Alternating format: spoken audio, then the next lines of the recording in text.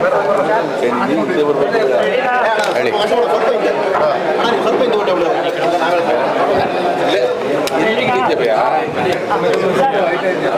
ಜಾತಿ ಗಣತಿ ವಿಚಾರ ಸಾಕಷ್ಟು ಚರ್ಚೆ ಆಗ್ತಿದೆ ಸರ್. 17ನೇ ತಾರೀಕು ಅದು ಕ್ಯಾಬಿನೆಟ್ನಲ್ಲಿ ಕೂಡ ಮಂಡನೆ ಆಗ್ತಾ ಇದೆ ಸರ್. ಸಾಕಷ್ಟು ವಿರೋಧದ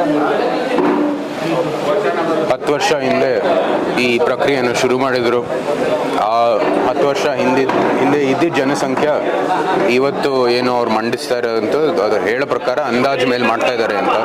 ಅಂದರೆ ಹಿಂದೆ ಇರೋದು ಮತ್ತು ಇವತ್ತಿನ ಜನಸಂಖ್ಯೆ ಅಂದಾಜು ಮೇಲೆ ಅವರು ಈ ವರದಿಯನ್ನು ಮಂಡನೆ ಮಾಡ್ತಾ ಇದ್ದಾರೆ.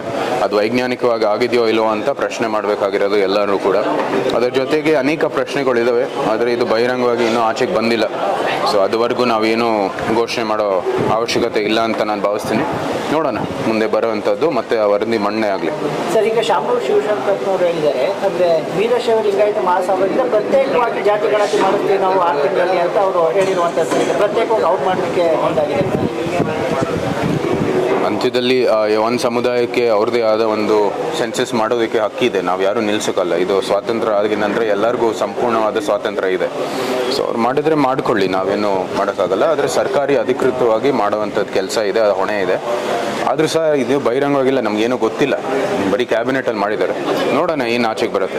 ಎಲ್ಲೊಂದು ಕಡೆ ಟ್ರಂಪ್ ಕಾರ್ಡ್ ಆಗಿ ಬಳಸ್ಕೊಳ್ತಾ ಇದೆಯಾ ಕಾಂಗ್ರೆಸ್ ಇದು ಜಾತಿ ಗಣತಿನ ಅಂತ ರಾಜಕೀಯವಾಗಿ ಬಳಸ್ಕೊಳ್ತಾ ಇದೆ.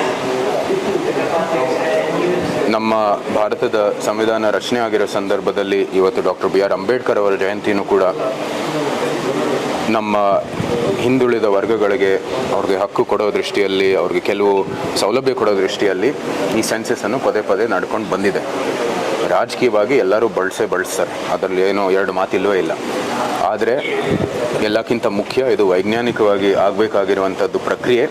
ಜನಸಂಖ್ಯೆ ಆಧಾರ ಮೇಲೆ, ಜನರ ಆರ್ಥಿಕ ಒಂದು ಪರಿಸ್ಥಿತಿ ಆಧಾರ ಮೇಲೆ ಇಂಥ ಒಂದು ಅಂದರೆ ಈ ಸೆನ್ಸಸ್ಸಿನ ಔಟ್ಕಮ್ ಏನು ಬರುತ್ತೆ ಅದನ್ನ ನಾವು ಅನುಷ್ಠಾನ ಮಾಡಬೇಕಾಗಿದೆ. ಸೊ ಈ ನಿಟ್ಟಿನಲ್ಲಿ ಆ ಪ್ರಕ್ರಿಯೆ ಮಾಡಿದ್ರೆ ನಮಗೇನೂ ಸಮಸ್ಯೆ ಇಲ್ಲ.